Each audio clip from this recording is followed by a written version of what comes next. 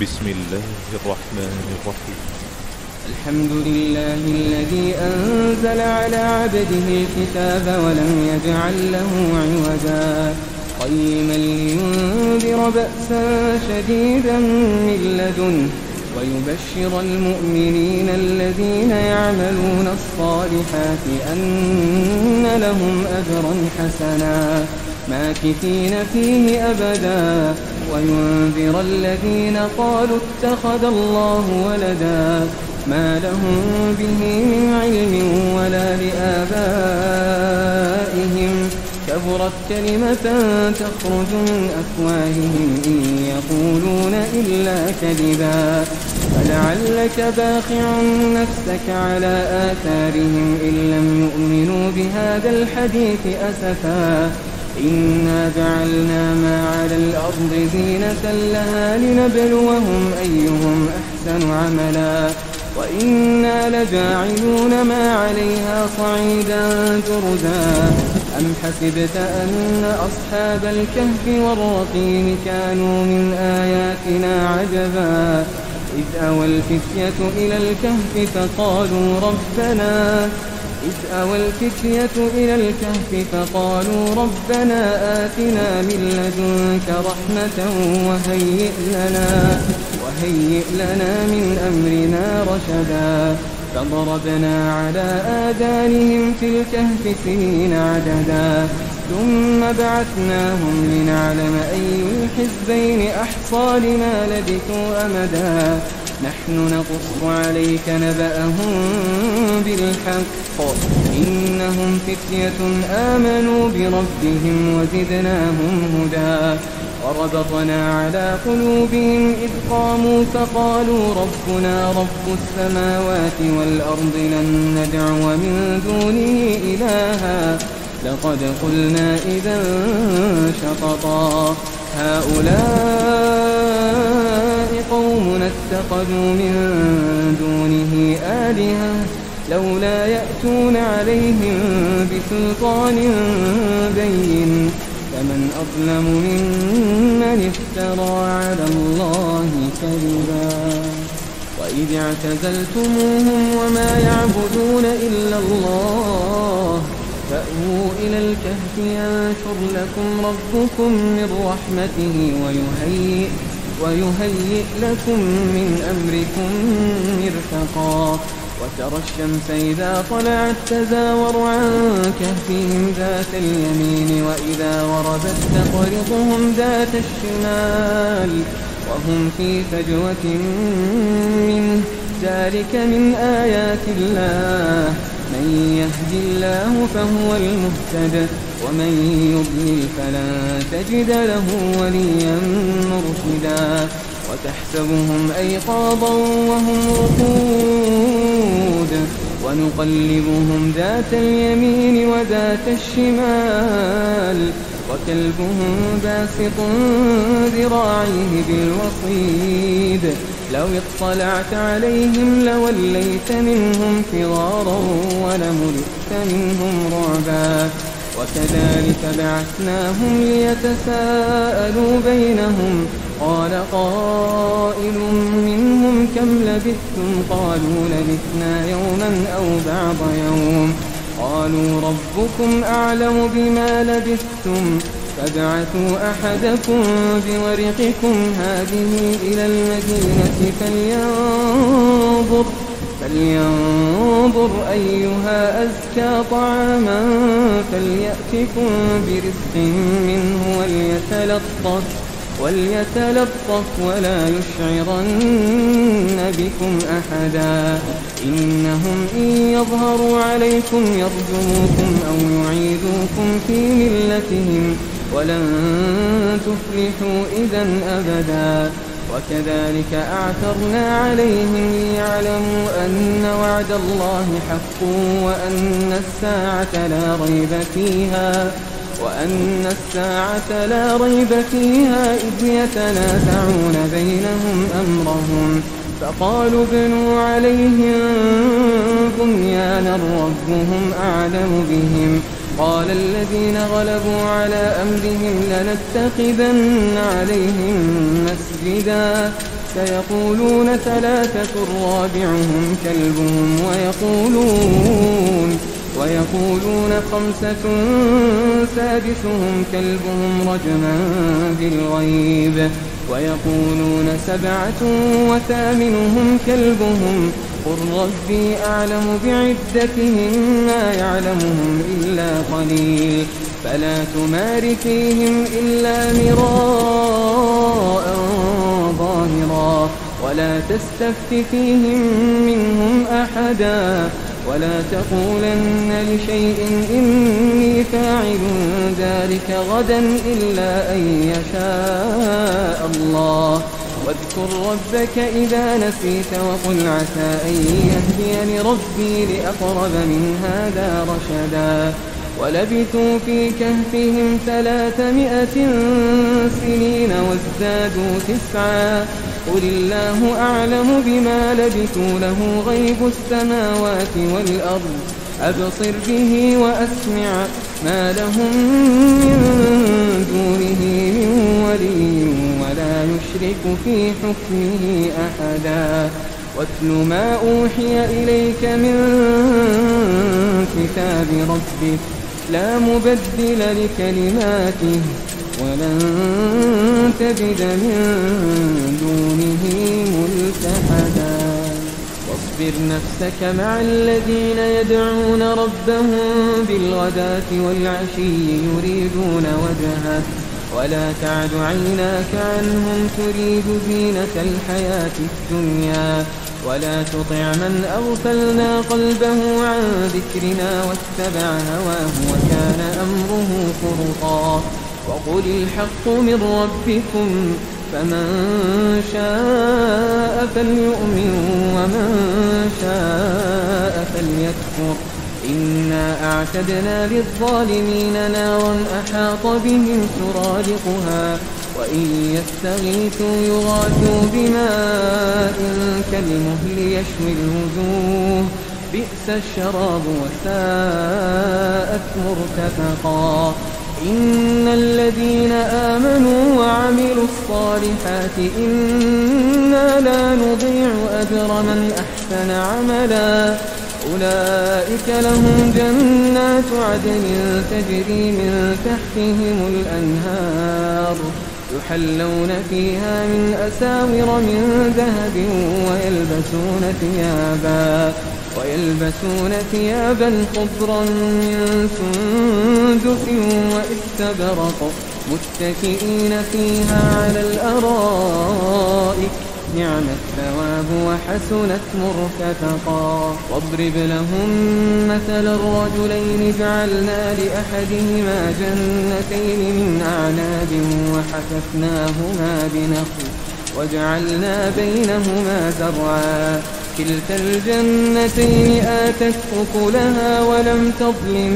منه شيئا وفجرنا خلالهما نهرا وكان له ثمر فقال لصاحبه وهو يحاوره أنا أكثر منك مالا وأعز نفرا ودخل جنته وهو ظالم لنفسه قال ما أظن أن تبيد هذه أبدا وما أظن الساعة قائمة ولئن رددت إلى ربي لأجدن خيرا منها منقلبا قال له صاحبه وهو يحاوره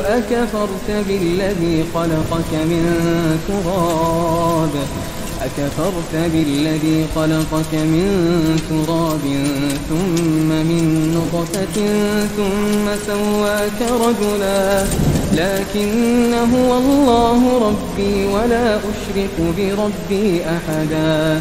ولولا إذ دخلت جنتك قلت ما شاء الله لا قوة إلا بالله إن ترني أنا أقل منك مالا وولدا فعسى ربي أن يؤتيني خيرا من جنتك ويرسل عليها حسبانا من السماء فتصبح صعيدا زلقا أو يصبح ماؤها غورا فلن تستطيع له طلبا وأحيط بثمره فأصبح يقلب كفيه على ما أنفق فيها وهي خاوية على عروشها ويقول يا ليتني لم أشرك بربي أحدا ولم تكن له فئة ينصرونه من دون الله وما كان منتصرا هنالك الولاية لله الحق هو خير ثوابا وخير عقبا واضرب لهم مثل الحياة الدنيا كماء أنزلناه من السماء فاختلط به نبات الأرض فأصبح هشيما تذروه الرياح وكان الله على كل شيء مقتدرا المال والبنون زينة الحياة الدنيا والباقيات الصالحات خير عند ربك ثوابا وخير أملا ويوم نسير الجبال وترى الأرض بارزة وحشرناهم فلم نغادر منهم أحدا وعرضوا على ربك صفا لقد جئتمونا كما خلقناكم أول مرة بل زعمتم أن لن نجعل لكم موعدا ووضع الكتاب فترى المجرمين مشفقين مما فيه ويقولون يا ويلتنا ما لهذا الكتاب لا يغادر صغيرة ولا كبيرة إلا أحصاها ووجدوا ما عملوا حاضرا ولا يظلم ربك أحدا وإذ قلنا للملائكة اسجدوا لآدم فسجدوا إلا إبليس كان من الجن ففسق عن أمر ربه أفتتخذونه وذريته أولياء من دوني وهم لكم عدو بئس للظالمين بدلا ما أشهدتهم خلق السماوات والأرض ولا خلق أنفسهم وما كنت متخذ المضلين عضدا ويوم يقول نادوا شركائي الذين زعمتم فدعوهم فلم يستجيبوا لهم وجعلنا بينهم موبقا ورأى المجرمون النار فظنوا أنهم مواقعوها ولم يجدوا عنها مصرفا ولقد صرفنا في هذا القرآن للناس من كل مثل وكان الإنسان أكثر شيء جدلا وما منع الناس أن يؤمنوا إذ جاءهم الهدى ويستغفروا ربهم إلا أن تأتيهم سنة الأولين أو يأتيهم العذاب قبلا وما نرسل المرسلين إلا مبشرين ومنذرين ويجادل الذين كفروا بالباطل ليدحضوا به الحق واتخذوا آياتي وما أنذروا هزوا ومن أظلم ممن ذكر بآيات ربه فأعرض عنها ونسي ما قدمت يداه إنا جعلنا على قلوبهم أكنة أن يفقهوه وفي آذانهم وقرا وإن تدعهم إلى الهدى فلن يهتدوا إذا أبدا وربك الغفور ذو الرحمة لو يؤاخذهم بما كسبوا لعجل لهم العذاب بل لهم موعد لن يجدوا من دونه موئلا وتلك القرى أهلكناهم لما ظلموا وجعلنا لمهلكهم موعدا وإذ قال موسى لفتاه لا أبرح حتى أبلغ مجمع البحرين أو أمضي حقبا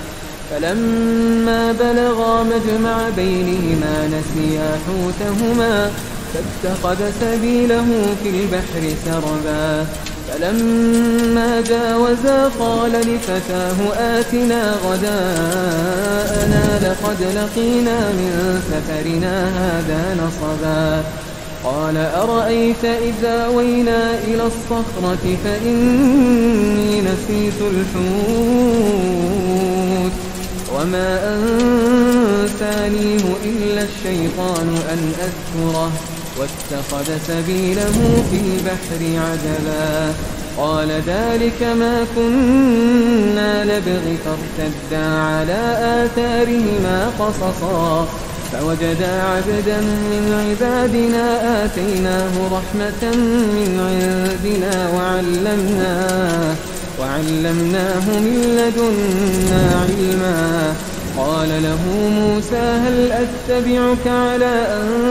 تعلمني مما علمت رشدا قال إنك لن تستطيع معي صبرا وكيف تصبر على ما لم تحط به خبرا قال ستجدني إن شاء الله صابرا ولا أعصي لك أمرا قال فإن اتبعتني فلا تسألني عن شيء حتى أحدث لك منه ذكرا فانطلقا حتى إذا ركبا في السفينة خرقها قال أخرقتها لتغرق أهلها لقد جئت شيئا إمرا قال ألم أقل إنك لن تستطيع معي صبرا قال لا تؤاخذني بما نسيت ولا ترهقني من أمري عسرا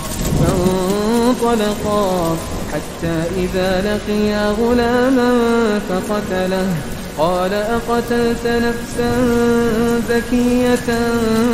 بغير نفس لقد جئت شيئا نكرا قال ألم أقل لك إنك لن تستطيع معي صبرا قال إن سألتك عن شيء بعدها فلا تصاحبني قد بلغت من لدني عذرا فانطلقا حتى إذا أتيا أهل قرية استطعما أهلها فأبوا أن يضيفوهما فوجدا فيها جدارا يريد أن ينقض فأقامه قال لو شئت لاتخذت عليه أجرا قال هذا فراق بيني وبينك سأنبئك بتأويل ما لم تستطع عليه صبرا أما السفينة فكانت لمساكين يعملون في البحر فأردت أن أعيبها وكان وراءهم ملك يأخذ كل سفينة غصبا وأما الغلام فكان أبواه مؤمنين فخشينا أن يرهقهما طغيانا وكفرا فأردنا أن يبدلهما ربهما خيرا منه زكاة وأقرب رحما وأما الجدار فكان لغلامين يتيمين في المدينة وكان تحته كنز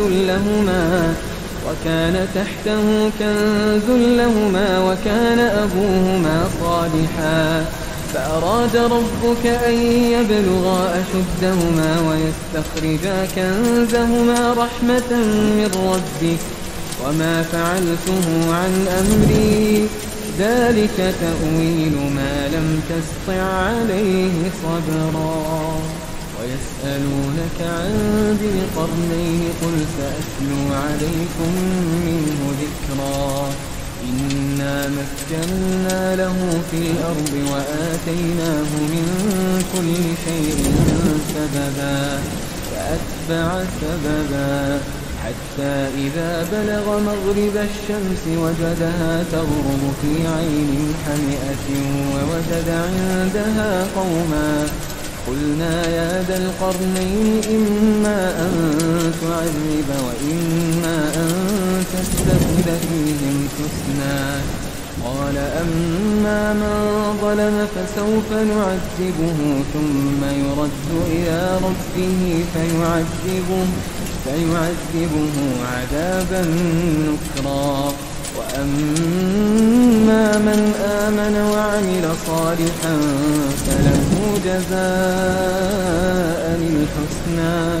وسنقول له من أمرنا يسرا ثم أتبع سببا حتى إذا بلغ مطلع الشمس وجدها تطلع على قوم لم نجعل لهم من دونها سترا كذلك وقد أحطنا بما لديه خبرا ثم أتبع سببا حتى إذا بلغ بين السدين وجد من دونهما قوما لا يكادون يفقهون قولا قالوا يا ذا القرنين إن يأجوج ومأجوج مفسدون في الأرض فهل نجعل لك خرجا على أن تجعل بيننا وبينهم سدا قال ما مكنني فيه ربي خير فأعينوني بقوة أجعل بينكم وبينهم رجما آتوني زبر الحديد حتى إذا ساوى بين الصدفين قال انفخوا حتى إذا جعله نارا قال آتوني أفرغ عليه قطرا فما استطاعوا أن يظهروه وما استطاعوا له نقبا قال هذا رحمة من ربي فإذا جاء وعد ربي جعله دكاء وكان وعد ربي حقا وتركنا بعضهم يومئذ يموج في بعض ونفخ في الصور فجمعناهم جمعا وعرضنا جهنم يومئذ للكافرين عرضا الذين كانت أعينهم في غطاء عن ذكري وكانوا لا يستطيعون سمعا أفحسب الذين كفروا أن يتخذوا عبادي من دوني أولياء إنا أعتدنا جهنم للكافرين نزلا قل هل ننبئكم بالأخسرين أعمالا الذين ضل سعيهم في الحياة الدنيا وهم يحسبون أنهم يحسنون صنعا أولئك الذين كفروا بآيات ربهم ولقائه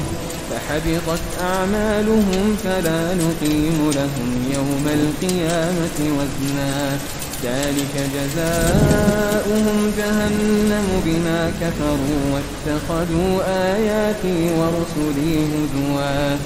إن الذين آمنوا وعملوا الصالحات كانت لهم جنات الفردوس نزلا خالدين فيها لا يبغون عنها حولا قل لو كان البحر مدادا لكلمات ربي لنفد البحر قبل أن تنفد كلمات ربي ولو جئنا بمثله مددا قل إنما أنا بشر مثلكم يوحى إلي أنما إلهكم إله واحد فمن كان يرجو لقاء ربه فليعمل عملا صالحا ولا يشرك بعبادة ربه أحدا.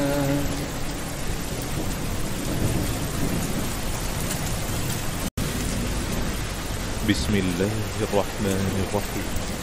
الحمد لله الذي أنزل على عبده الكتاب ولم يجعل له عوجا قيما لينذر بأسا شديدا من لدنه ويبشر المؤمنين الذين يعملون الصالحات أن لهم أجرا حسنا ماكثين فيه أبدا وينذر الذين قالوا اتخذ الله ولدا ما لهم به من علم ولا لآبائهم كبرت كلمة تخرج من أفواههم إن يقولون إلا كذبا فلعلك باخع نفسك على آثارهم إن لم يؤمنوا بهذا الحديث أسفا إنا جعلنا ما على الأرض زينة لها لنبلوهم أيهم أحسن عملا وإنا لجاعلون ما عليها صعيدا جرزا أم حسبت أن أصحاب الكهف والرقيم كانوا من آياتنا عجبا إذ أوى الفتية إلى الكهف فقالوا ربنا آتنا من لدنك رحمة وهيئ لنا من أمرنا رشدا فضربنا على آذانهم في الكهف سنين عددا ثم بعثناهم لنعلم أي الحزبين أحصى لما لبثوا أمدا نحن نقص عليك نبأهم بالحق إنهم فتية آمنوا بربهم وزدناهم هدى وربطنا على قلوبهم إذ قاموا فقالوا ربنا رب السماوات والأرض لن ندعو من دونه إلها لقد قلنا إذا شططا هؤلاء قومنا اتخذوا من دونه آلهة لولا يأتون عليهم بسلطان بين فمن أظلم ممن افترى على الله كذبا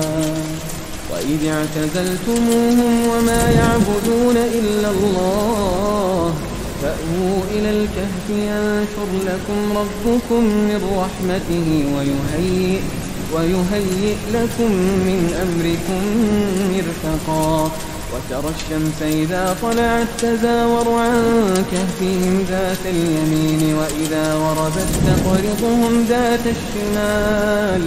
وهم في فجوة منه ذلك من آيات الله من يهد الله فهو المهتد ومن يضلل فلن تجد له وليا مرشدا وتحسبهم أيقاظا وهم رقود ونقلبهم ذات اليمين وذات الشمال وكلبهم باسط ذراعيه بالوصيد لو اطلعت عليهم لوليت منهم فرارا ولملئت منهم رعبا وكذلك بعثناهم ليتساءلوا بينهم قال قائل منهم كم لبثتم قالوا لبثنا يوما أو بعض يوم قالوا ربكم أعلم بما لبثتم فابعثوا أحدكم بورقكم هذه إلى المدينة فلينظر أيها أزكى طعاما فليأتكم برزق منه وليتلطف ولا يشعرن بكم أحدا إنهم إن يظهروا عليكم يرجموكم أو يعيدوكم في ملتهم ولن تفلحوا إذا أبدا. وكذلك أعثرنا عليهم ليعلموا أن وعد الله حق وأن الساعة لا ريب فيها إذ يتنازعون بينهم أمرهم فقالوا ابنوا عليهم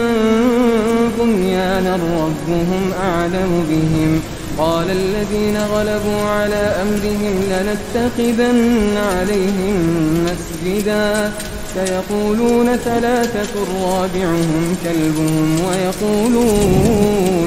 ويقولون خمسة سادسهم كلبهم رجما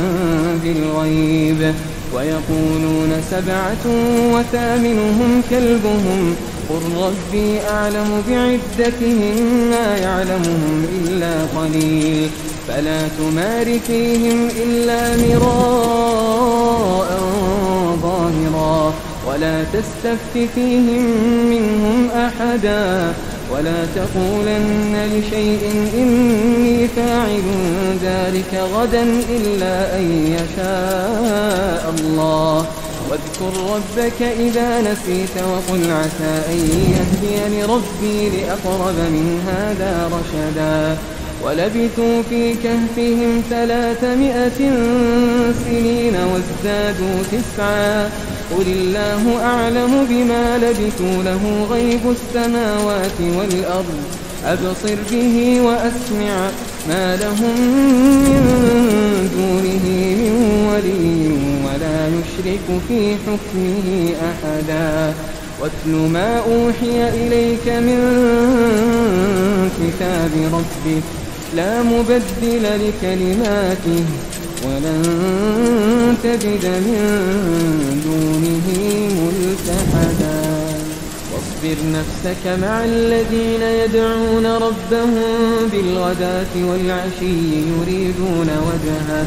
ولا تعد عيناك عنهم تريد زينة الحياة الدنيا ولا تطع من أغفلنا قلبه عن ذكرنا واتبع هواه وكان أمره فرطا وقل الحق من ربكم فمن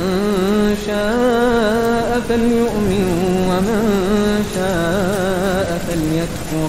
إنا أعتدنا للظالمين نارا أحاط بهم سرادقها وإن يستغيثوا يغاثوا بماء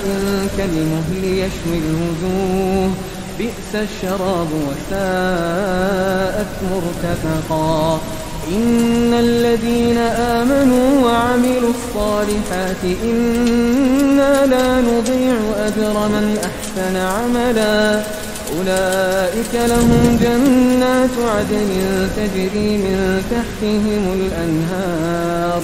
يحلون فيها من أساور من ذهب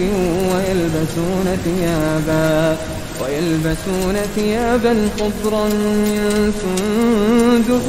واستبرق متكئين فيها على الأرائك نعم الثواب وحسنت مرتفقا واضرب لهم مثل الرجلين جعلنا لأحدهما جنتين من أعناب وحففناهما بنخل وجعلنا بينهما زرعا كلتا الجنتين آتت أكلها ولم تظلم منه شيئا وفجرنا خلالهما نهرا وكان له ثمر فقال لصاحبه وهو يحاوره أنا أكثر منك مالا وأعز نفرا ودخل جنته وهو ظالم لنفسه قال ما أظن أن تبيد هذه أبدا وما أظن الساعة قائمة ولئن رددت إلى ربي لأجدن خيرا منها منقلبا قال له صاحبه وهو يحاوره أكفرت بالذي خلقك من تراب أكفرت بالذي خلقك من تراب ثم من نطفة ثم سواك رجلا لكن هو الله ربي ولا أشرك بربي أحدا ولولا إذ دخلت جنتك قلت ما شاء الله لا قوة إلا بالله إن ترني أنا أقل منك مالا وولدا فعسى ربي أن يؤتيني خيرا من جنتك ويرسل عليها حسبانا من السماء فتصبح صعيدا زلقا أو يصبح ماؤها غورا فلن تستطيع له طلبا وأحيط بثمره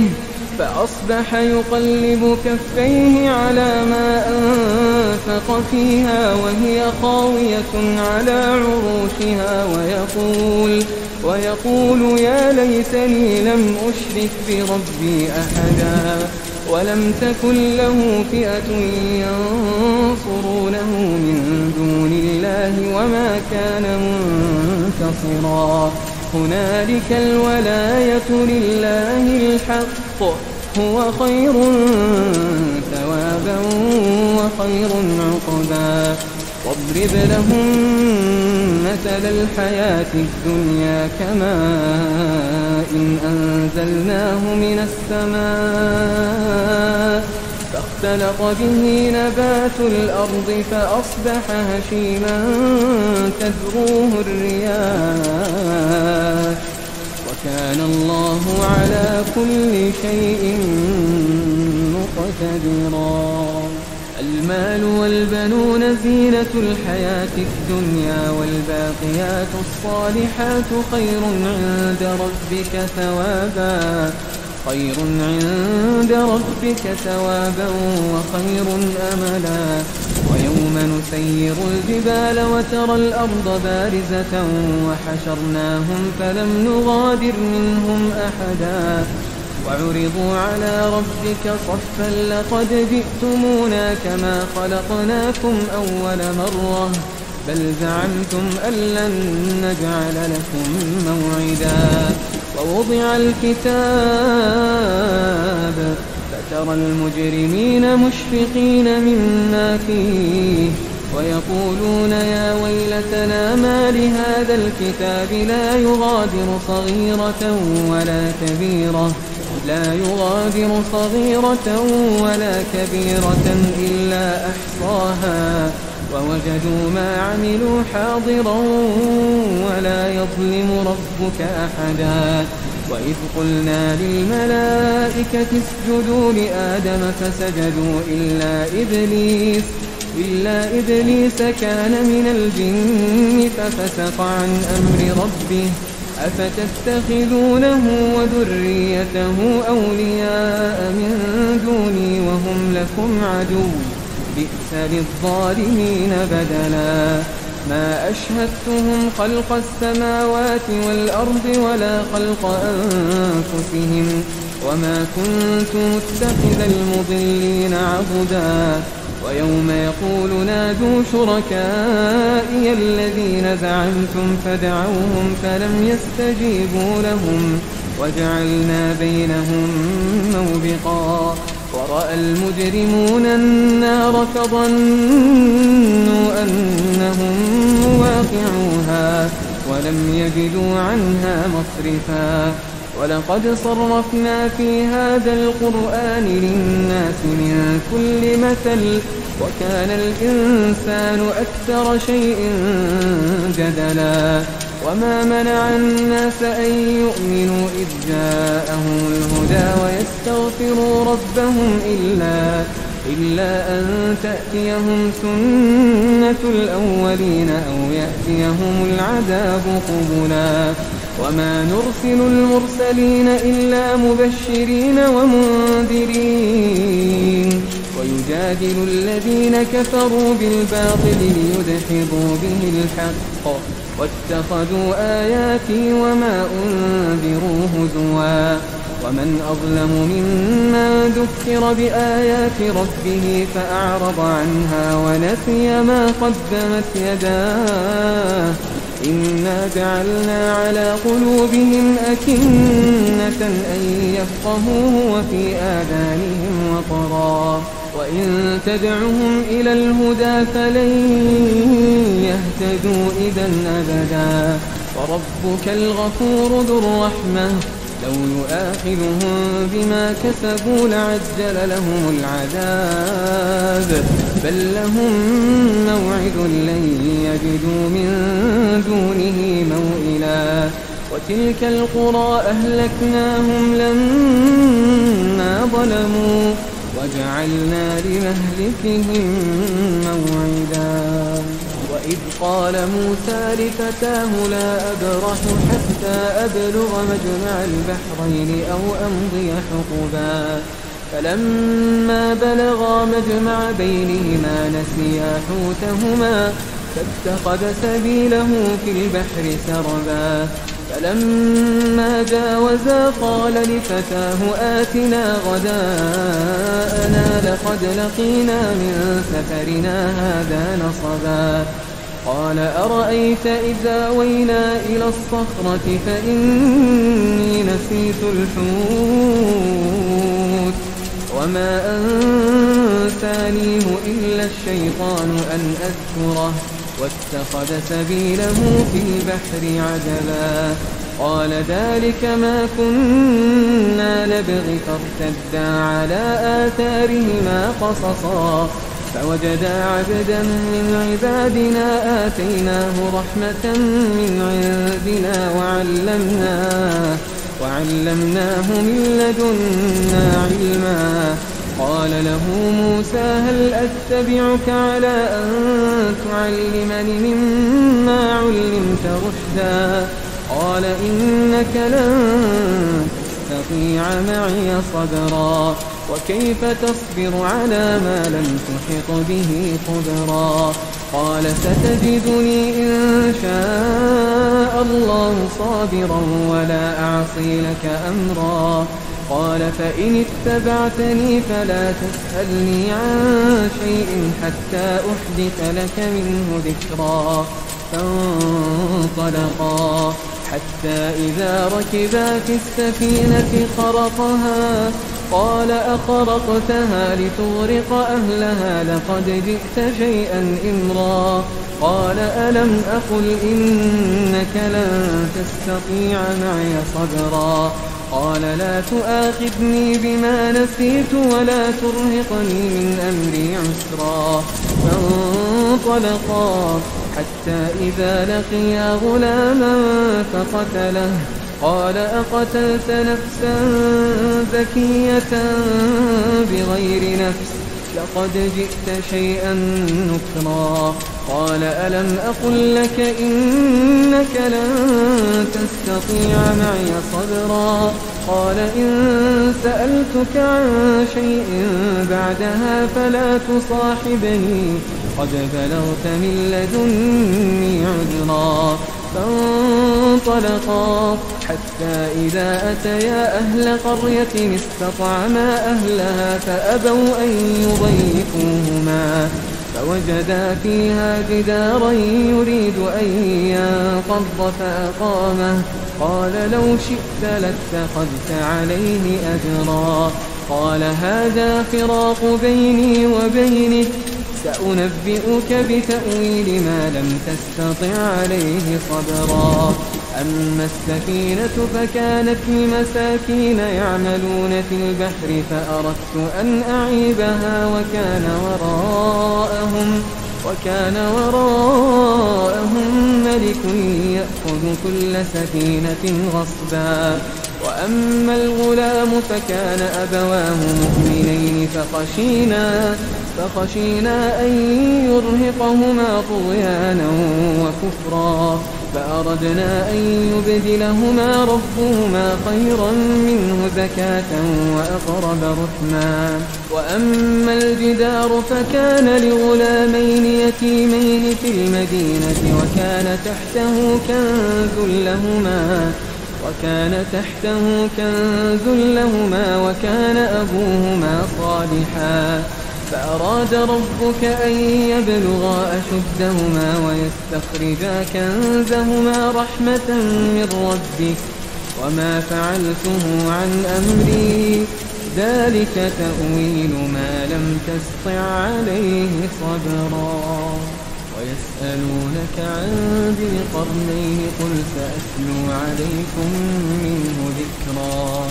إنا مكنا له في الأرض وآتيناه من كل شيء سببا فأتبع سببا حتى إذا بلغ مغرب الشمس وجدها تغرب في عين حمئة ووجد عندها قوما قلنا يا ذا القرنين إما أن تعذب وإما أن تستخذ فيهم حسنا قال أما من ظلم فسوف نعذبه ثم يرد إلى ربه فيعذبه عذابا نكرا وأما من آمن وعمل صالحا فله جزاء الحسنى وسنقول له من أمرنا يسرا ثم أتبع سببا حتى إذا بلغ مطلع الشمس وجدها تطلع على قوم لم نجعل لهم من دونها سترا كذلك وقد أحطنا بما لديه خبرا ثم أتبع سببا حتى إذا بلغ بين السدين وجد من دونهما قوما لا يكادون يفقهون قولا قالوا يا ذا القرنين إن يأجوج ومأجوج مفسدون في الأرض فهل نجعل لك خرجا على أن تجعل بيننا وبينهم سدا قال ما مكنني فيه ربي خير فأعينوني بقوة أجعل بينكم وبينهم ردما آتوني زبر الحديد حتى إذا ساوى بين الصدفين قال انفخوا حتى إذا جعله نارا قال آتوني أفرغ عليه قطرا فما استطاعوا أن يظهروه وما استطاعوا له نقبا قال هذا رحمة من ربي فإذا جاء وعد ربي جعله دكاء وكان وعد ربي حقا وتركنا بعضهم يومئذ يموج في بعض ونفخ في الصور فجمعناهم جمعا وعرضنا جهنم يومئذ للكافرين عرضا الذين كانت أعينهم في غطاء عن ذكري وكانوا لا يستطيعون سمعا أفحسب الذين كفروا أن يتخذوا عبادي من دوني أولياء إنا أعتدنا جهنم للكافرين نزلا قل هل ننبئكم بالأخسرين أعمالا الذين ضل سعيهم في الحياة الدنيا وهم يحسبون أنهم يحسنون صنعا أولئك الذين كفروا بآيات ربهم ولقائه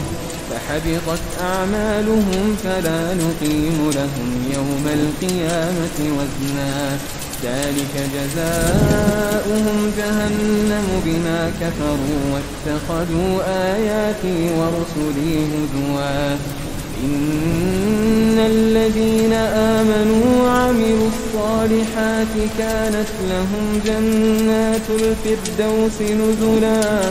خالدين فيها لا يبغون عنها حولا قل لو كان البحر مدادا لكلمات ربي لنفد البحر قبل أن تنفد كلمات ربي ولو جئنا بمثله مددا قل إنما أنا بشر مثلكم يوحى إلي أنما إلهكم إله واحد فمن كان يرجو لقاء ربه فليعمل عملا صالحا ولا يشرك بعبادة ربه أحدا.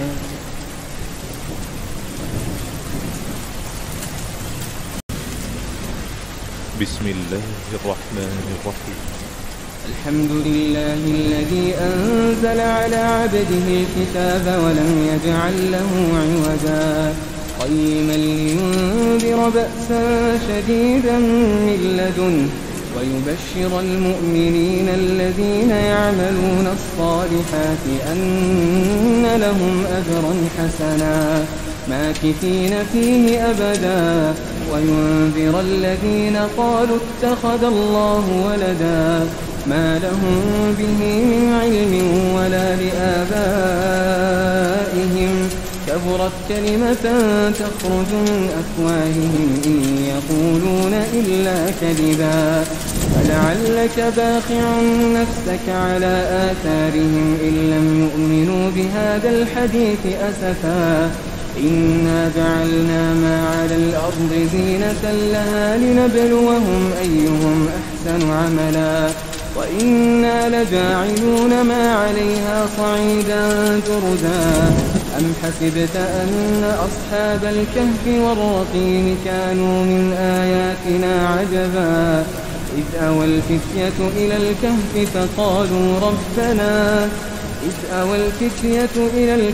فقالوا ربنا آتنا من لدنك رحمة وهيئ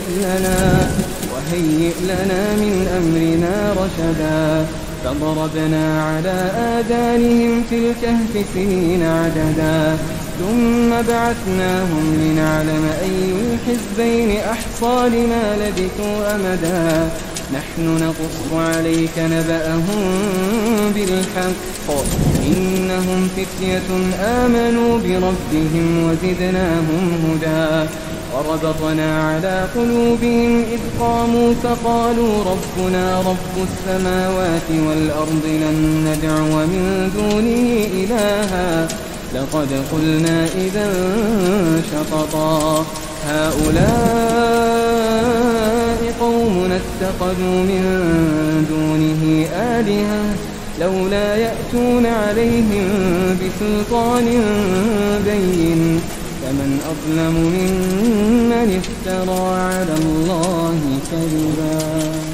وإذ اعتزلتموهم وما يعبدون إلا الله فأووا إلى الكهف ينشر لكم ربكم من رحمته ويهيئ لكم من أمركم مرفقا وترى الشمس إذا طلعت تزاور عن كهفهم ذات اليمين وإذا غربت تقرضهم ذات الشمال وهم في فجوة منه ذلك من آيات الله من يهد الله فهو المهتد ومن يضلل فلن تجد له وليا مرشدا وتحسبهم أيقاظا وهم رقود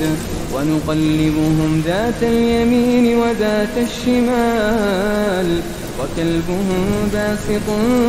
ذراعيه بالوصيد لو اطلعت عليهم لوليت منهم فرارا ولملئت منهم رعبا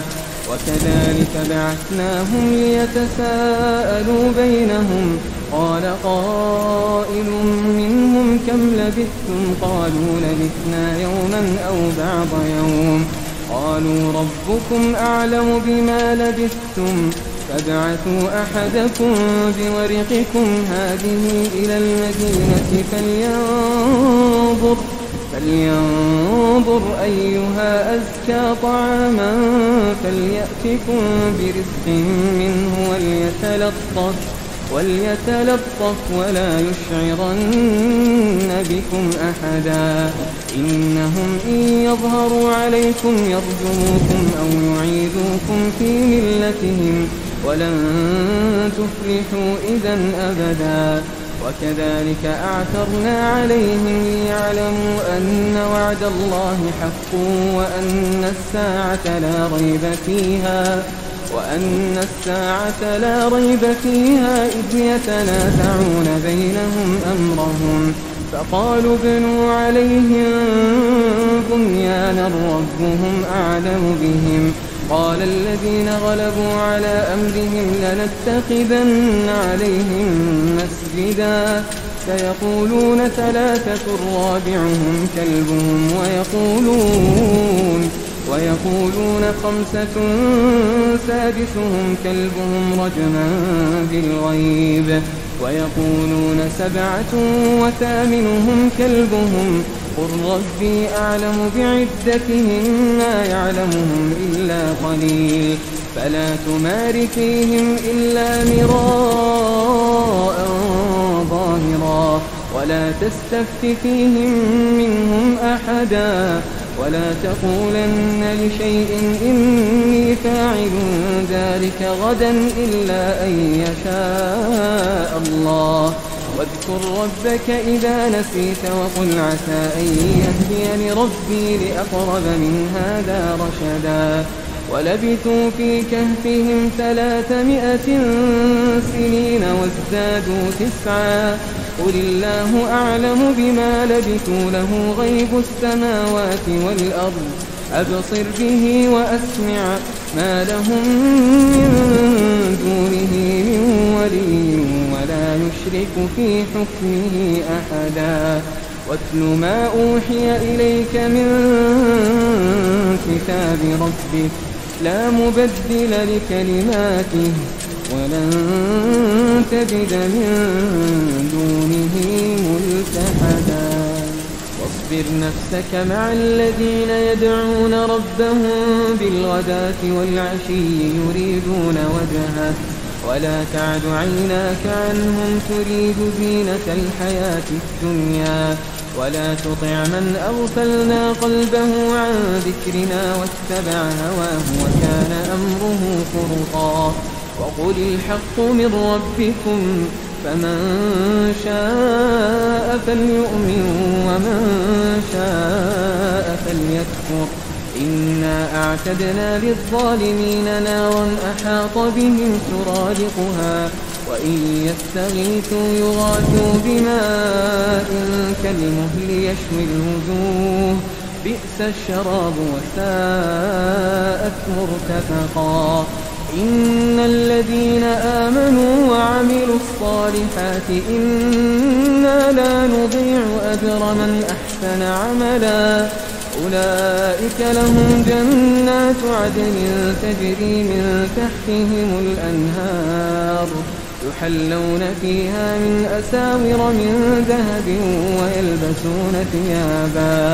ويلبسون ثيابا خضرا من سندس واستبرق متكئين فيها على الأرائك نعم الثواب وحسنت مرتفقا واضرب لهم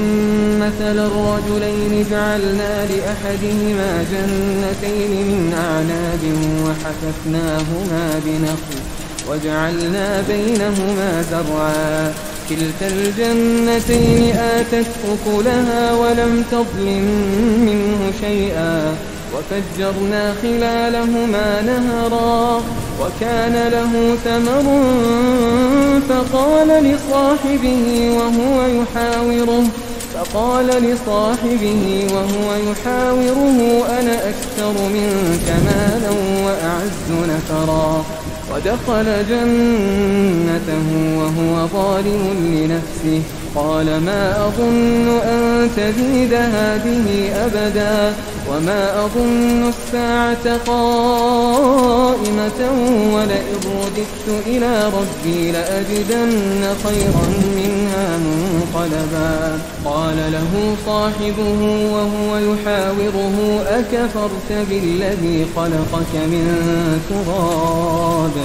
أكفرت بالذي خلقك من تراب ثم من نطفة ثم سواك رجلا لكن هو الله ربي ولا أشرك بربي أحدا ولولا إذ دخلت جنتك قلت ما شاء الله لا قوة إلا بالله إن ترني أنا أقل منك مالا وولدا فعسى ربي أن يؤتيني خيرا من جنتك ويرسل عليها حسبانا من السماء فتصبح صعيدا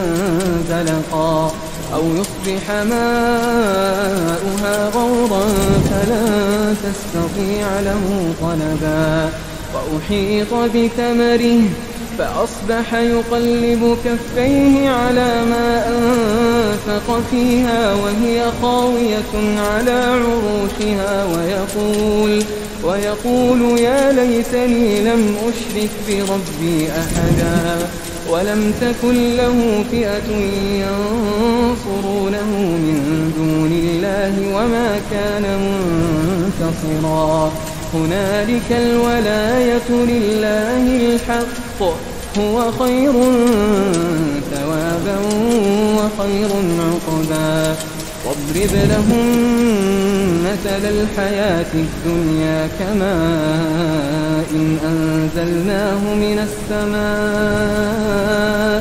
فاختلط به نبات الأرض فأصبح هشيما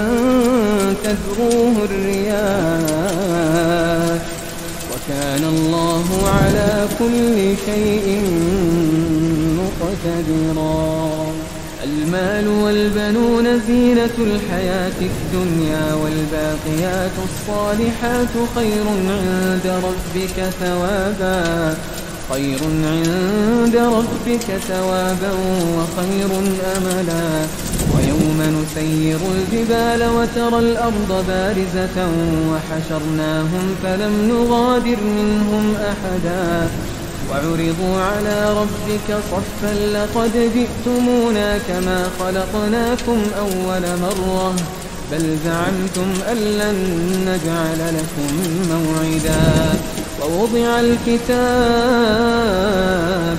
فترى المجرمين مشفقين مما فيه ويقولون يا ويلتنا ما لهذا الكتاب لا يغادر صغيرة ولا كبيرة إلا أحصاها ووجدوا ما عملوا حاضرا ولا يظلم ربك أحدا وإذ قلنا للملائكة اسجدوا لآدم فسجدوا إلا إبليس كان من الجن ففسق عن أمر ربه أفتتخذونه وذريته أولياء من دوني وهم لكم عدو بئس للظالمين بدلا ما أشهدتهم خلق السماوات والأرض ولا خلق أنفسهم وما كنت متخذ المضلين عضدا ويوم يقول نادوا شركائي الذين زعمتم فدعوهم فلم يستجيبوا لهم وجعلنا بينهم موبقا ورأى المجرمون النار فظنوا أنهم مواقعوها ولم يجدوا عنها مصرفا ولقد صرفنا في هذا القرآن للناس من كل مثل وكان الإنسان أكثر شيء جدلا وما منع الناس أن يؤمنوا إذ جاءهم الهدى ويستغفروا ربهم إلا أن تأتيهم سنة الأولين أو يأتيهم العذاب قبلا وما نرسل المرسلين إلا مبشرين ومنذرين ويجادل الذين كفروا بالباطل ليدحضوا به الحق واتخذوا آياتي وما أنذروا هزوا ومن أظلم ممن ذكر بآيات ربه فأعرض عنها ونسي ما قدمت يداه إنا جعلنا على قلوبهم أكنة أن يفقهوه وفي آذانهم وقرا وإن تدعهم إلى الهدى فلن يهتدوا إذا أبدا وربك الغفور ذو الرحمة لو يؤاخذهم بما كسبوا لعجل لهم العذاب بل لهم موعد لن يجدوا من دونه موئلا وتلك القرى أهلكناهم لما ظلموا وجعلنا لمهلكهم موعدا وإذ قال موسى لفتاه لا أبرح حتى أبلغ مجمع البحرين أو أمضي حقبا فلما بلغا مجمع بينهما نسيا حوتهما فاتخذ سبيله في البحر سربا فلما جاوزا قال لفتاه آتنا غداءنا لقد لقينا من سفرنا هذا نصبا قال أرأيت إذا وينا إلى الصخرة فإني نسيت الحوت وما أنسانيه إلا الشيطان أن أذكره واتخذ سبيله في البحر عجبا قال ذلك ما كنا نبغي فارتدا على آثارهما قصصا فوجدا عبدا من عبادنا آتيناه رحمة من عندنا وعلمناه من لدنا علما قال له موسى هل أتبعك على أن تعلمني مما علمت رشدا قال إنك لن تستطيع معي صبرا وكيف تصبر على ما لم تحط به خبرا قال ستجدني إن شاء الله صابرا ولا أعصي لك أمرا قال فإن اتبعتني فلا تسألني عن شيء حتى أحدث لك منه ذكرا فانطلقا حتى إذا ركبا في السفينة خرقها قال أخرقتها لتغرق أهلها لقد جئت شيئا إمرا قال ألم أقل إنك لن تستطيع معي صبرا قال لا تؤاخذني بما نسيت ولا ترهقني من أمري عسرا فانطلقا حتى إذا لقيا غلاما فقتله قال أقتلت نفسا زكية بغير نفس لقد جئت شيئا نكرا قال ألم أقل لك إنك لن تستطيع معي صبرا قال إن سألتك عن شيء بعدها فلا تصاحبني قد بلغت من لدني عذرا فانطلقا حتى إذا أتيا أهل قرية استطعما أهلها فأبوا أن يضيفوهما فوجدا فيها جدارا يريد أن ينقض فأقامه قال لو شئت لاتخذت عليه أجرا قال هذا فراق بيني وبينك سأنبئك بتأويل ما لم تستطع عليه صبرا أما السفينة فكانت لمساكين يعملون في البحر فأردت أن أعيبها وكان وراءهم ملك يأخذ كل سفينة غصبا وأما الغلام فكان أبواه مؤمنين فخشينا أن يرهقهما طغيانا وكفرا فأردنا أن يبدلهما ربهما خيرا منه زكاة وأقرب رحما. وأما الجدار فكان لغلامين يتيمين في المدينة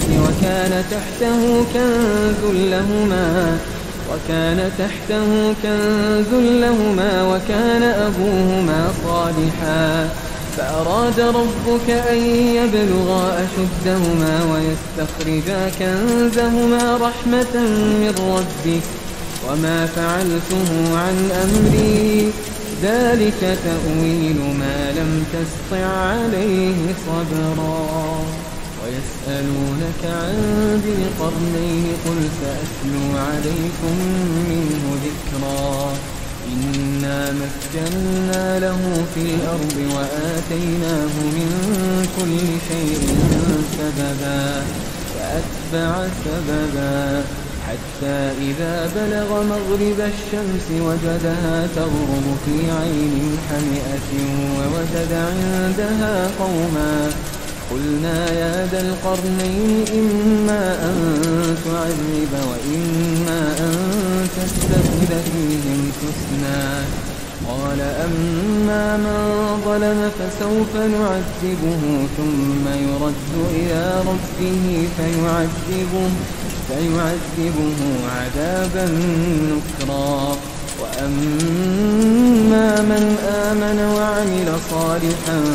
فله جزاء الحسنى وسنقول له من أمرنا يسرا ثم أتبع سببا حتى إذا بلغ مطلع الشمس وجدها تطلع على قوم لم نجعل لهم من دونها سترا كذلك وقد أحطنا بما لديه خبرا ثم أتبع سببا حتى إذا بلغ بين السدين وجد من دونهما قوما لا يكادون يفقهون قولا قالوا يا ذا القرنين إن يأجوج ومأجوج مفسدون في الأرض فهل نجعل لك خرجا على أن تجعل بيننا وبينهم سدا قال ما مكنني فيه ربي خير فأعينوني بقوة أجعل بينكم وبينهم ردما آتوني زبر الحديد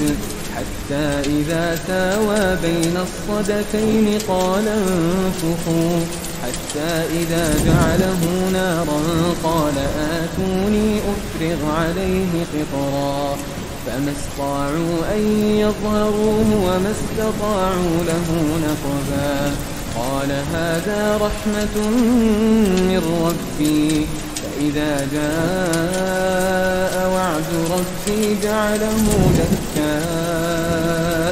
وكان وعد ربي حقا وتركنا بعضهم يومئذ يموج في بعض ونفخ في الصور فجمعناهم جمعا وعرضنا جهنم يومئذ للكافرين عرضا الذين كانت أعينهم في غطاء عن ذكري وكانوا لا يستطيعون سمعا أفحسب الذين كفروا أن يتخذوا عبادي من دوني أولياء إنا أعتدنا جهنم للكافرين نزلا قل هل ننبئكم بالأخسرين أعمالا الذين ضل سعيهم في الحياة الدنيا وهم يحسبون أنهم يحسنون صنعا أولئك الذين كفروا بآيات ربهم ولقائه فحبطت أعمالهم فلا نقيم لهم يوم القيامة وزنا ذلك جزاؤهم جهنم بما كفروا واتخذوا آياتي ورسلي هزوا إن الذين آمنوا وعملوا الصالحات كانت لهم جنات الفردوس نزلا خالدين فيها لا يبغون عنها حولا قل لو كان البحر مدادا لكلمات ربي لنفد البحر قبل أن تنفد كلمات ربي ولو جئنا بمثله مددا قل إنما أنا بشر مثلكم يوحى إلي أنما إلهكم إله واحد فمن كان يرجو لقاء ربه فليعمل عملا صالحا ولا يشرك بعبادة ربه أحدا. بسم الله الرحمن الرحيم. الحمد لله الذي أنزل على عبده الكتاب ولم يجعل له عوجا قيما لينذر بأسا شديدا من لدنه ويبشر المؤمنين الذين يعملون الصالحات أن لهم أجرا حسنا ماكثين فيه أبدا وينذر الذين قالوا اتخذ الله ولدا ما لهم به من علم ولا لآبائهم كبرت كلمة تخرج من أفواههم إن يقولون إلا كذبا فلعلك باخع نفسك على آثارهم إن لم يؤمنوا بهذا الحديث أسفا إنا جعلنا ما على الأرض زينة لها لنبلوهم أيهم أحسن عملا وإنا لجاعلون ما عليها صعيدا جرزا أم حسبت أن أصحاب الكهف والرقيم كانوا من آياتنا عجبا إذ أوى الفتية إلى الكهف فقالوا ربنا آتنا من لدنك رحمة وهيئ لنا من أمرنا رشدا فضربنا على آذانهم في الكهف سنين عددا ثم بعثناهم لنعلم أي الحزبين أحصى لما لبثوا أمدا نحن نقص عليك نبأهم بالحق إنهم فتية آمنوا بربهم وزدناهم هدى وربطنا على قلوبهم إذ قاموا فقالوا ربنا رب السماوات والأرض لن ندعو من دونه إلها لقد قلنا إذا شططا هؤلاء قومنا اتخذوا من دونه آلهة لولا يأتون عليهم بسلطان بين فمن أظلم ممن افترى على الله كذبا وإذ اعتزلتموهم وما يعبدون إلا الله فأووا إلى الكهف ينشر لكم ربكم من رحمته ويهيئ لكم من أمركم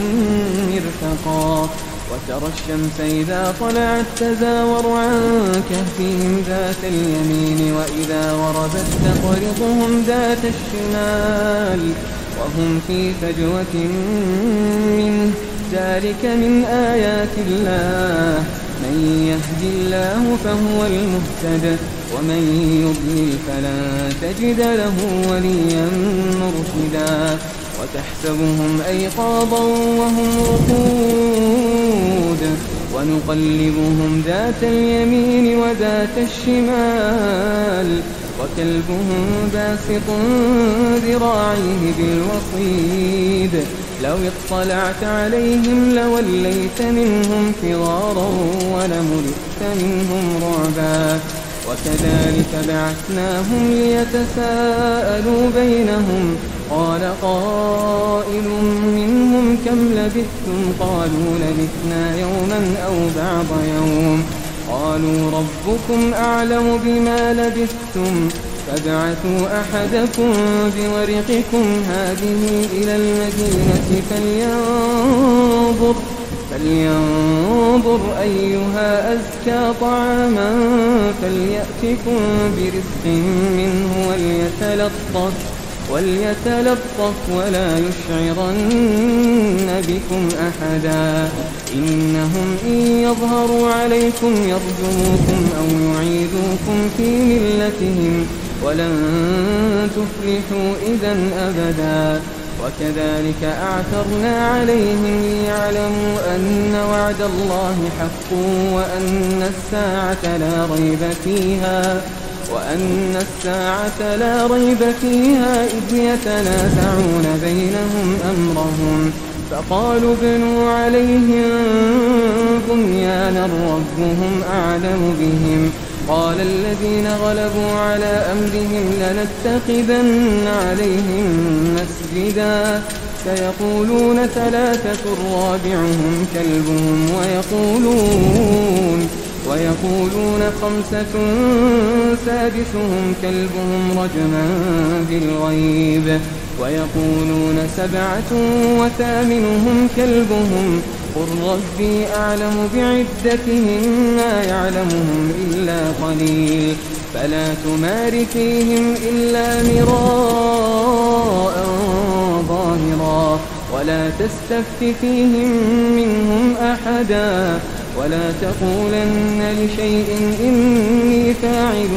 ذلك غدا إلا أن يشاء الله واذكر ربك إذا نسيت وقل عسى أن يهديني ربي لأقرب من هذا رشدا ولبثوا في كهفهم 300 سنين وازدادوا 9 قل الله أعلم بما لبثوا له غيب السماوات والأرض أبصر به وأسمع ما لهم من دونه من ولي ولا يشرك في حكمه أحدا واتل ما أوحي إليك من كتاب ربك لا مبدل لكلماته ولن تجد من دونه ملتحدا واصبر نفسك مع الذين يدعون ربهم بالغداة والعشي يريدون وجهه ولا تعد عيناك عنهم تريد زينة الحياة الدنيا ولا تطع من أغفلنا قلبه عن ذكرنا واتبع هواه وكان أمره فرطا وقل الحق من ربكم فمن شاء فليؤمن ومن شاء فليكفر إنا أعتدنا للظالمين نارا أحاط بهم سرادقها وإن يستغيثوا يغاثوا بماء كالمهل يشوي الوجوه بئس الشراب وساءت مرتفقا إن الذين آمنوا وعملوا الصالحات إنا لا نضيع أجر من أحسن عملا أولئك لهم جنات عدن تجري من تحتهم الأنهار يحلون فيها من أساور من ذهب ويلبسون ثيابا خضرا من سندس واستبرق متكئين فيها على الأرائك نعم الثواب وحسنت مرتفقا واضرب لهم مثل الرجلين جعلنا لأحدهما جنتين من أعناب وحففناهما بنخل وجعلنا بينهما زرعا كلتا الجنتين آتت أكلها ولم تظلم منه شيئا وفجرنا خلالهما نهرا وكان له ثمر فقال قال لصاحبه وهو يحاوره أنا أكثر منك مالا وأعز نفرا ودخل جنته وهو ظالم لنفسه قال ما أظن أن تبيد هذه أبدا وما أظن الساعة قائمة ولئن رددت إلى ربي لأجدن خيرا منها منقلبا قال له صاحبه وهو يحاوره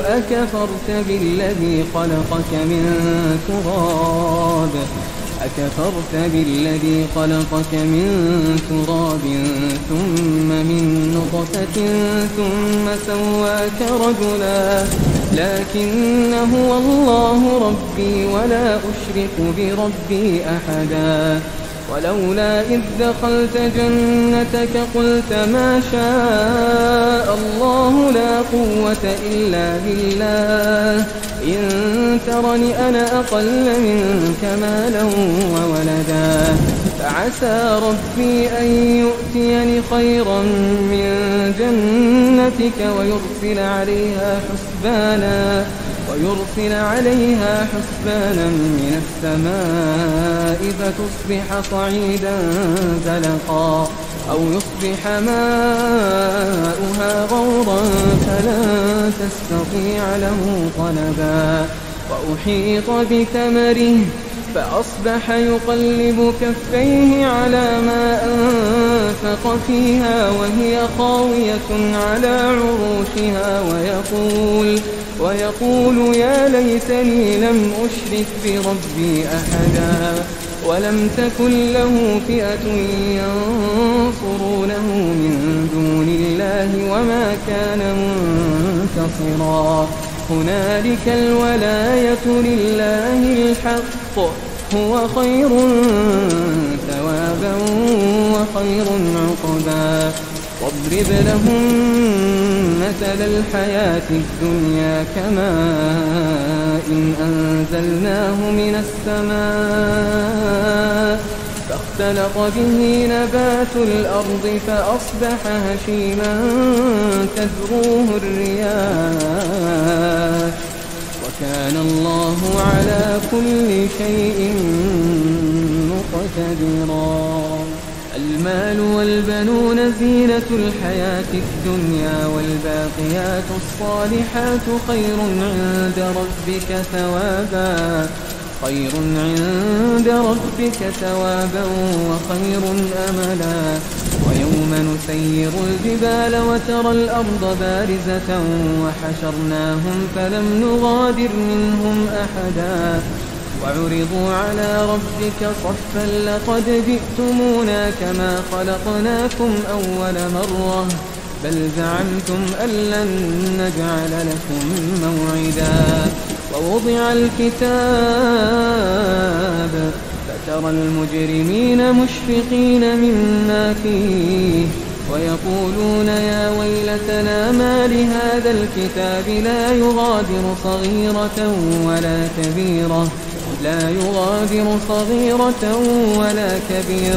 إلا أحصاها ووجدوا ما عملوا حاضرا ولا يظلم ربك أحدا وإذ قلنا للملائكة اسجدوا لآدم فسجدوا إلا إبليس كان من الجن ففسق عن أمر ربه أفتتخذونه وذريته أولياء من دوني وهم لكم عدو بئس للظالمين بدلا ما أشهدتهم خلق السماوات والأرض ولا خلق أنفسهم وما كنت متخذ المضلين عضدا ويوم يقول نادوا شركائي الذين زعمتم فدعوهم فلم يستجيبوا لهم وجعلنا بينهم موبقا ورأى المجرمون النار فظنوا أنهم مواقعوها ولم يجدوا عنها مصرفا ولقد صرفنا في هذا القرآن للناس من كل مثل وكان الإنسان أكثر شيء جدلا وما منع الناس أن يؤمنوا إذ جاءهم الهدى ويستغفروا ربهم إلا أن تأتيهم سنة الأولين أو يأتيهم العذاب قبلا وما نرسل المرسلين إلا مبشرين ومنذرين ويجادل الذين كفروا بالباطل ليدحضوا به الحق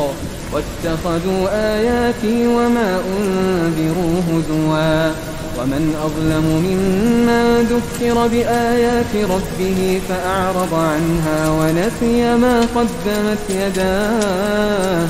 إنا جعلنا على قلوبهم أكنة أن يفقهوه وفي آذانهم وقرا وإن تدعهم إلى الهدى فلن يهتدوا إذا أبدا وربك الغفور ذو الرحمة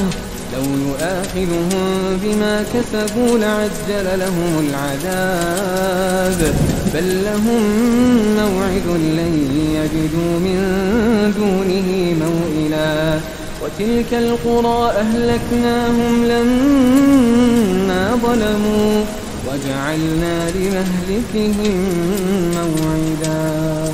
وإذ قال موسى لفتاه لا أبرح حتى أبلغ مجمع البحرين أو أمضي حقبا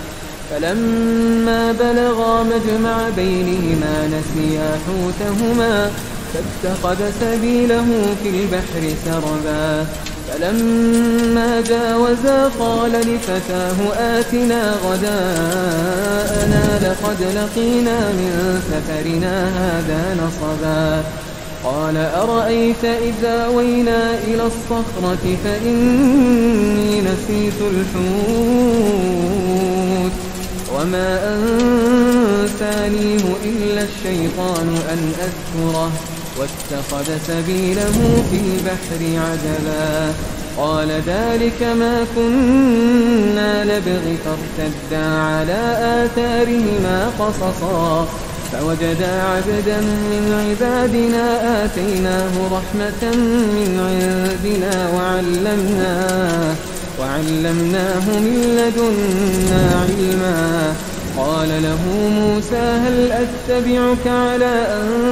تعلمني مما علمت رشدا قال إنك لن تستطيع معي صبرا وكيف تصبر على ما لم تحط به خبرا قال ستجدني إن شاء الله صابرا ولا أعصي لك أمرا قال فإن اتبعتني فلا تسألني عن شيء حتى أحدث لك منه ذكرا فانطلقا حتى إذا ركبا في السفينة خرقها قال أخرقتها لتغرق أهلها لقد جئت شيئا إمرا قال ألم أقل إنك لن تستطيع معي صبرا قال لا تؤاخذني بما نسيت ولا ترهقني من أمري عسرا فانطلقا حتى إذا لقيا غلاما فقتله قال أقتلت نفسا زكية بغير نفس لقد جئت شيئا نكرا قال ألم أقل لك إنك لن تستطيع معي صبرا قال إن سألتك عن شيء بعدها فلا تصاحبني قد بلغت من لدني عذرا فانطلقا حتى إذا أتيا أهل قرية استطعما أهلها فأبوا أن يضيفوهما فوجدا فيها جدارا يريد أن ينقض فأقامه قال لو شئت لاتخذت عليه أجرا قال هذا فراق بيني وبينك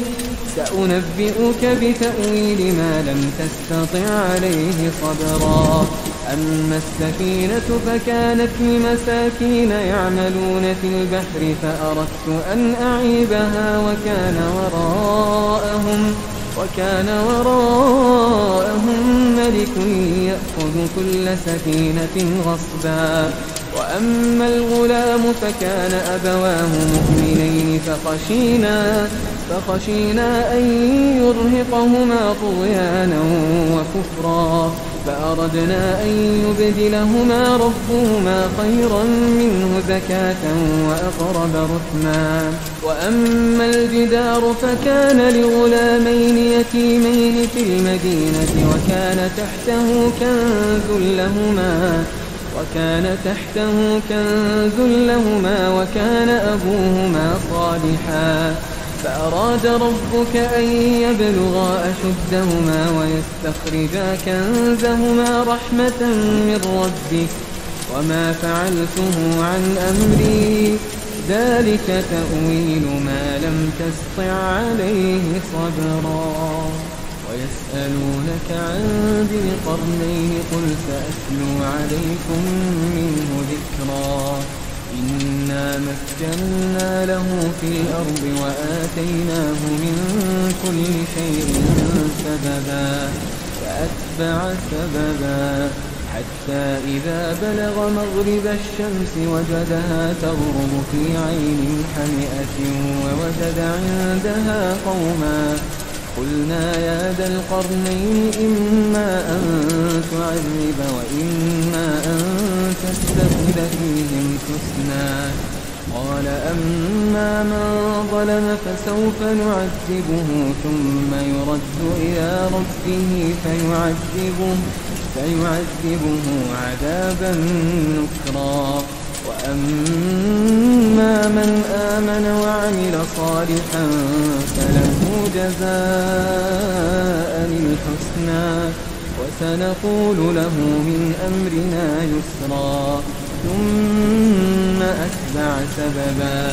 حتى إذا بلغ مطلع الشمس وجدها تطلع على قوم لم نجعل لهم من دونها سترا كذلك وقد أحطنا بما لديه خبرا. ثم أتبع سببا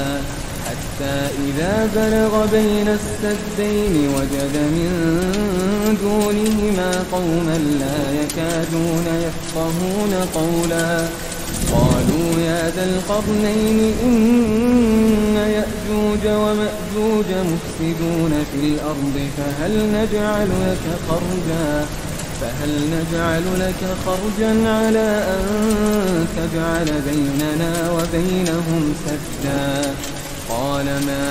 مكنني فيه ربي خير فأعينوني بقوة أجعل بينكم وبينهم ردما. آتوني زبر الحديد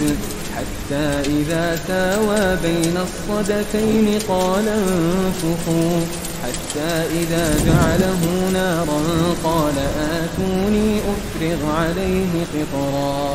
فما استطاعوا أن يظهروه وما استطاعوا له نقبا. قال هذا رحمة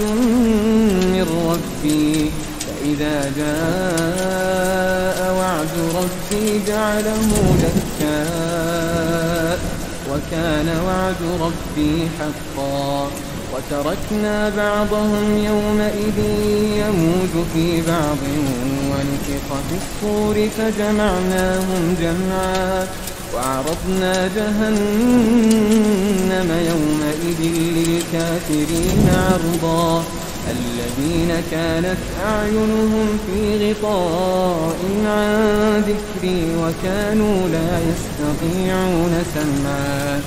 أفحسب الذين كفروا أن يتخذوا عبادي من دوني أولياء إنا أعتدنا جهنم للكافرين نزلا. قل هل ننبئكم بالأخسرين أعمالا الذين ضل سعيهم في الحياة الدنيا وهم يحسبون أنهم يحسنون صنعا أولئك الذين كفروا بآيات ربهم ولقائه فحبطت أعمالهم فلا نقيم لهم يوم القيامة وزنا ذلك جزاؤهم جهنم بما كفروا واتخذوا آياتي ورسلي هزوا إن الذين آمنوا وعملوا الصالحات كانت لهم جنات الفردوس نزلا خالدين فيها لا يبغون عنها حولا قل لو كان البحر مدادا لكلمات ربي لنفد البحر قبل أن تنفد كلمات ربي ولو جئنا بمثله مددا قل إنما أنا بشر مثلكم يوحى إلي أنما إلهكم إله واحد فمن كان يرجو لقاء ربه فليعمل عملا صالحا ولا يشرك بعبادة ربه أحدا. بسم الله الرحمن الرحيم. الحمد لله الذي أنزل على عبده الكتاب ولم يجعل له عوجا قيما لينذر بأسا شديدا من لدنه ويبشر المؤمنين الذين يعملون الصالحات أن لهم أجرا حسنا ماكثين فيه أبدا وينذر الذين قالوا اتخذ الله ولدا ما لهم به من علم ولا لآبائهم كبرت كلمة تخرج من أفواههم إن يقولون إلا كذبا فلعلك باخع نفسك على آثارهم إن لم يؤمنوا بهذا الحديث أسفا إنا جعلنا ما على الأرض زينة لها لنبلوهم أيهم أحسن عملا وإنا لجاعلون ما عليها صعيدا جرزا أم حسبت أن أصحاب الكهف والرقيم كانوا من آياتنا عجبا إذ أوى الفتية إلى الكهف فقالوا ربنا آتنا من لدنك رحمة وهيئ لنا من أمرنا رشدا فضربنا على آذانهم في الكهف سنين عددا ثم بعثناهم لنعلم أي الحزبين أحصى لما لبثوا أمدا نحن نقص عليك نبأهم بالحق إنهم فتية آمنوا بربهم وزدناهم هدى وربطنا على قلوبهم إذ قاموا فقالوا ربنا رب السماوات والأرض لن ندعو من دونه إلها لقد قلنا إذا شططا هؤلاء قومنا اتخذوا من دونه آلهة لولا يأتون عليهم بسلطان بين فمن أظلم ممن افترى على الله كذبا وإذ اعتزلتموهم وما يعبدون إلا الله فأووا إلى الكهف ينشر لكم ربكم من رحمته ويهيئ لكم من أمركم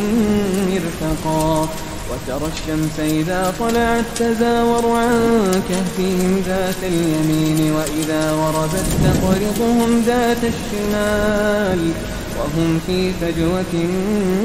منه ذلك من آيات الله من يهد الله فهو المهتد ومن يضلل فلن تجد له وليا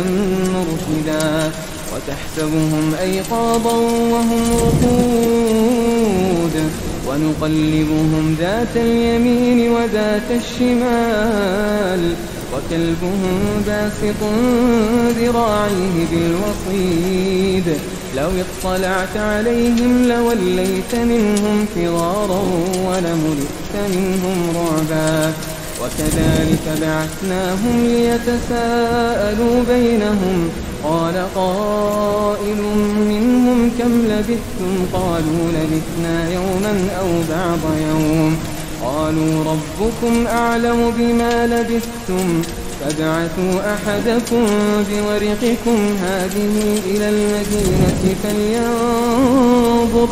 فلينظر أيها أزكى طعاما فليأتكم برزق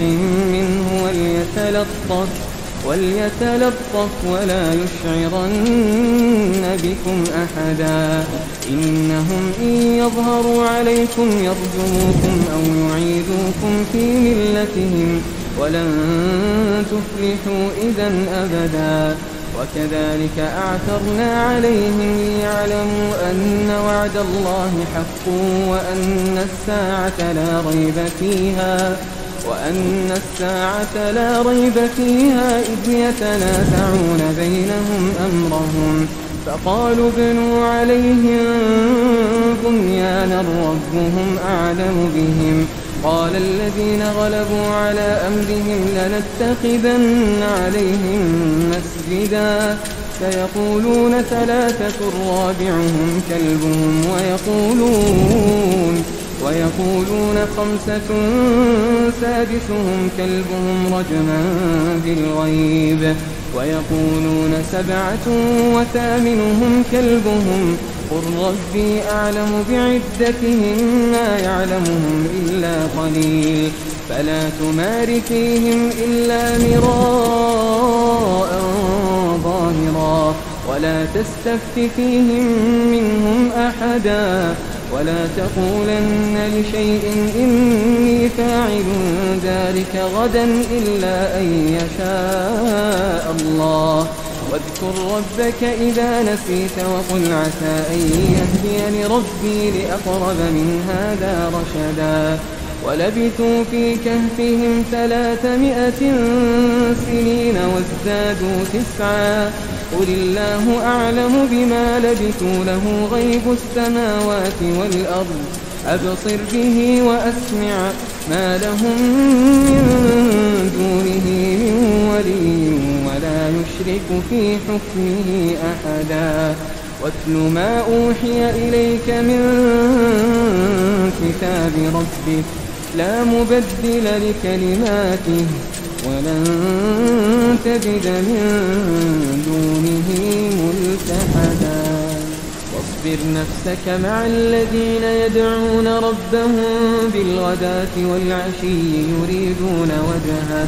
ولا تعد عيناك عنهم تريد زينة الحياة الدنيا ولا تطع من أغفلنا قلبه عن ذكرنا واتبع هواه وكان أمره فرطا وقل الحق من ربكم فمن شاء فليؤمن ومن شاء فليكفر إنا أعتدنا للظالمين نارا أحاط بهم سرادقها وإن يستغيثوا يغاثوا بماء كالمهل يشوي الوجوه بئس الشراب وساءت مرتفقا إن الذين آمنوا وعملوا الصالحات إنا لا نضيع أجر من أحسن عملا أولئك لهم جنات عدن تجري من تحتهم الأنهار يحلون فيها من أساور من ذهب ويلبسون ثيابا خضرا من سندس واستبرق متكئين فيها على الأرائك نعم الثواب وحسنت مرتفقا واضرب لهم مثل الرجلين جعلنا لأحدهما جنتين من أعناب وجعلنا بينهما زرعا كلتا الجنتين آتت أكلها ولم تظلم منه شيئا وفجرنا خلالهما نهرا وكان له ثمر فقال لصاحبه وهو يحاوره أنا أكثر منك مالا وأعز نفرا ودخل جنته وهو ظالم لنفسه قال ما أظن أن تبيد هذه أبدا وما أظن الساعة قائمة ولئن رددت إلى ربي لأجدن خيرا منها منقلبا قال له صاحبه وهو يحاوره أكفرت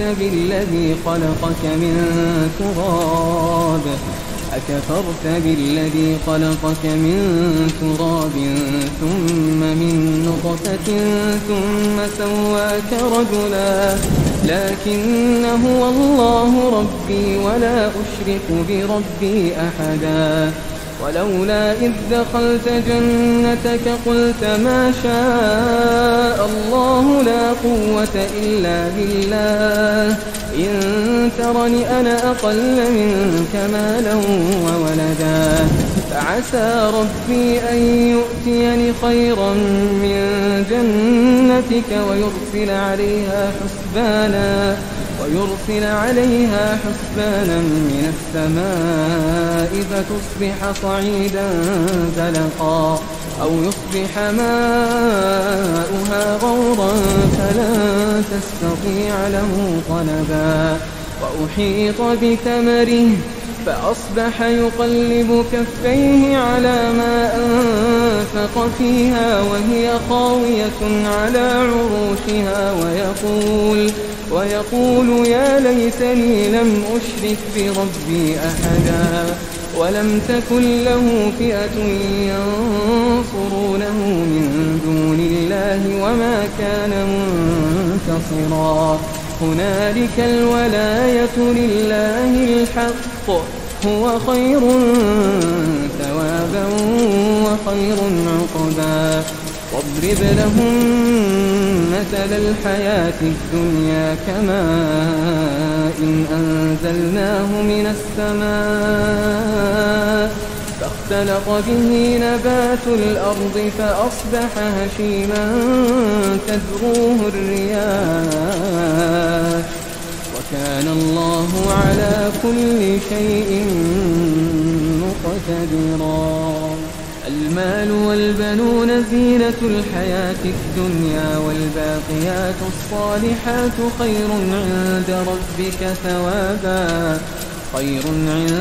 ربك ثوابا وخير أملا ويوم نسير الجبال وترى الأرض بارزة وحشرناهم فلم نغادر منهم أحدا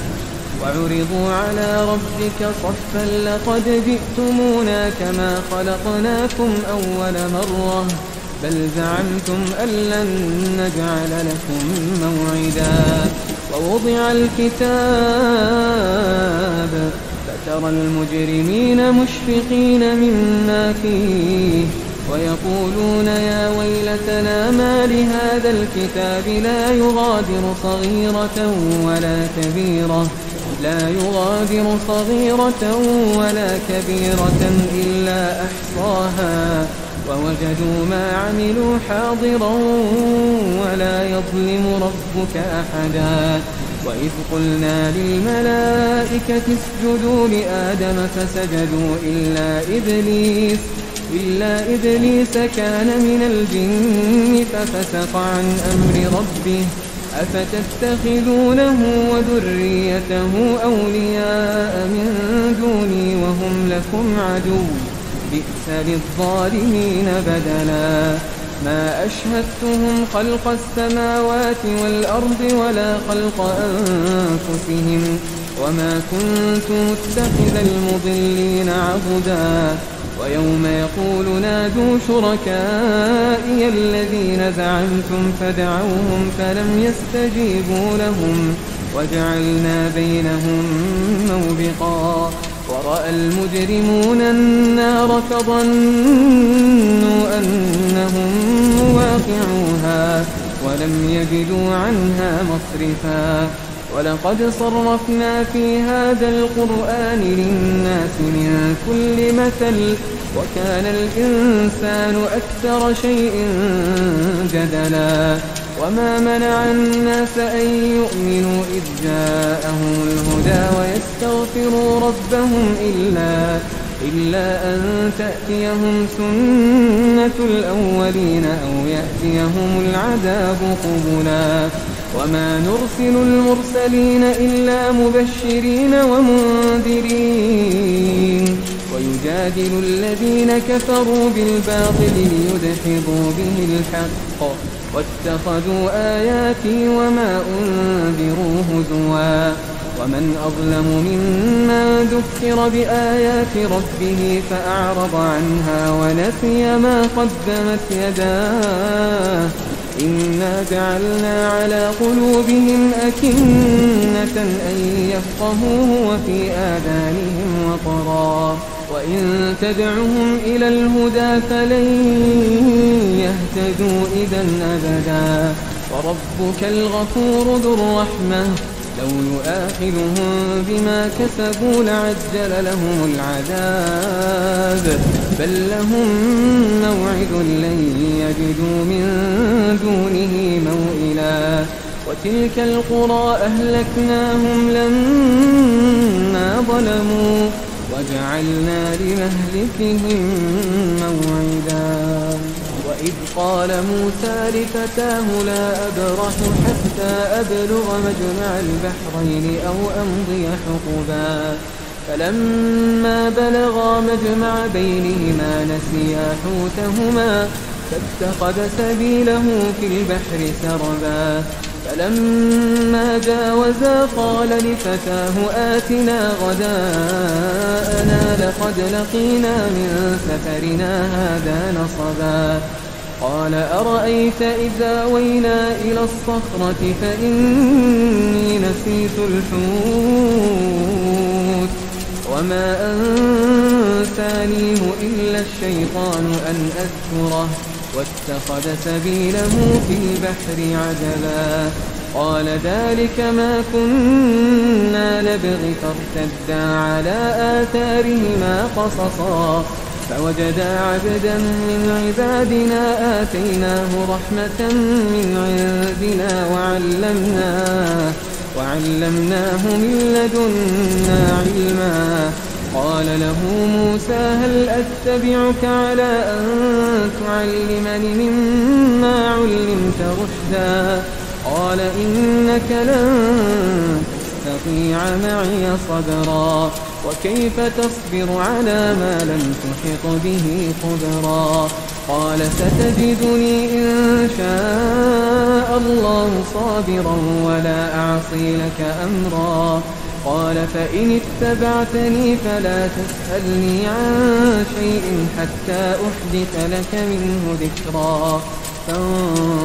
فانطلقا حتى إذا ركبا في السفينة خرقها قال أخرقتها لتغرق أهلها لقد جئت شيئا إمرا قال ألم أقل إنك لن تستطيع معي صبرا قال لا تؤاخذني بما نسيت ولا ترهقني من أمري عسرا فانطلقا حتى إذا لقيا غلاما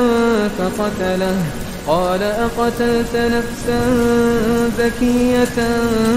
بغير نفس لقد جئت شيئا نكرا قال ألم أقل لك إنك لن تستطيع معي صبرا قال إن سألتك عن شيء بعدها فلا تصاحبني قد بلغت من لدني عذرا فانطلقا حتى إذا أتيا أهل قرية استطعما أهلها فأبوا أن يضيفوهما فوجدا فيها جدارا يريد أن ينقض فأقامه قال لو شئت لاتخذت عليه أجرا قال هذا فراق بيني وبينك